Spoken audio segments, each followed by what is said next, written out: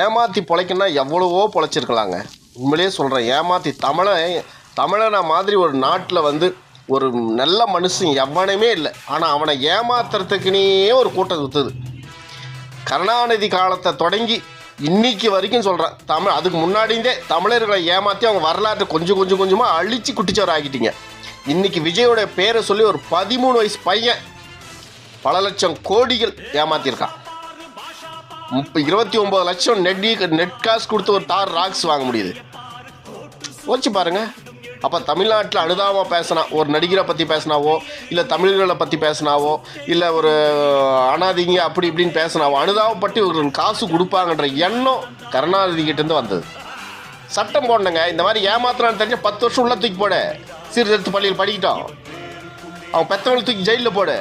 இன்னொரு திருந்துவான்ல. இந்த பசங்க இந்திக்கார பையனை வெட்டினானுங்களே, தூக்கி நெடு ரோட்டில் சுடு. இந்திக்காரனுங்க அதே மாதிரி இங்கே தமிழ்கார பசங்களை தமிழர்களை இப்போ இது பண்ணுறாங்களே, நெடு ரோட்டில் சுடு. பயம் வரும். சட்டம் வந்து கரெக்டாக இருக்கணும். இருக்காதுங்க. அப்படி இருந்துட்டா தமிழருடைய தங்கச்சி மடம் அக்கா மடம் இருக்குது. அது என்ன வரலாறு, எப்படியாப்பட்ட வரலாறு, அது புக்லேயும் வச்சுட்டு அந்த மடத்தை இடிச்சு தள்ளுறானே. தமிழரோட வரலாறு தெரியக்கூடாது. வளைவுகளுடைய பேருக்கு மொத்தமாக தமிழரோட மன்னர்களோட பேர் அடிச்சு ஈவே ராமசாமி நாயக்கரோட பேர் எழுதுறானே. இவன் வரலாறு அழிக்கணும், இவனை குடிக்காரனாகணும், தமிழர்களை முட்டாளாகணும் தானே வச்சுட்டு இருக்கான் கருணாநிதி குடும்பம். எங்கே போய் முடிய போதோ தமிழ்நாட்டோடைய விதி ரொம்ப கஷ்டமாக இருக்குது. ஒரு நடிகன் ஆட்சிக்கு வந்தார், செய்யல, அவருக்கு 1008 பிரச்சனை இருக்கும்.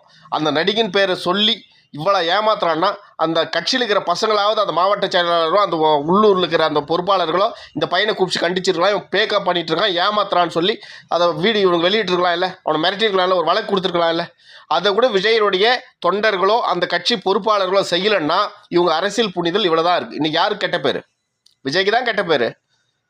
10 லட்சம் கோடி எப்போ இந்த பையன் செஞ்ச வேலை, 13 வயசு பையனே ஏமாத்துறான்னா இன்றைக்கி எவ்வளோ பேர் ஏமாற்ற போயிடுவாங்க. இந்த தமிழ்நாடே ஒரு ஸ்கேமிங் நாடாக மாறாதா? ஒன்றும் முடியல. இங்கே எத்தனை விஜய் மல்லையா வரப்போகிறானோ தெரில. இதெல்லாம் விஷங்க. இந்த பையன்லாம் விஷம். நாட்டுக்கு எதிர்காலத்துக்கு கேடு. இது இந்த கேடான விஷத்தை தயவு செய்து சொல்கிற தூக்கி ஜெயிலில் போடணும். ஒரு 10 வருஷம் ஜெயிலில் போட்டால் அது திருந்து வரும். மொத்தம் அவங்க சொத்தில் புதுசாக இப்போ எவ்வளோ வாங்கியிருக்கானுங்களோ அத்தனையும் பறிமுதல் செய்யணும். கவர்மெண்ட் அரசாங்கம் எடுக்கணும். அப்படி எடுத்தால் தான் தப்பு செஞ்சால் நம்மளுக்கு தண்டனை கிடைக்கும்னு ஒரு பயம் வரும். இங்கே கருணாநிதி கூட எங்க ஓட்டு எலெக்ஷனுங்க நம்ம சொல்கிற ரேஷன் கடையில் எனக்கு 5000 கொடுத்துருக்கான். இது வரைக்கும் கருணாநிதி ஆட்சி காலத்துலேருந்து கருணாநிதி இந்த 5 ஆண்டு காலத்தில் 4.5 ஆண்டு காலத்தில் ஸ்டாலின் வந்து ஒவ்வொரு ரேஷன் கார்டுக்கு 5000 கொடுத்துருக்காரு மொத்தமாக. ஆனால் இன்றைக்கி 2,50,000 கடன் வாங்கி வச்சுருக்காரு. இதெல்லாம் என்ன?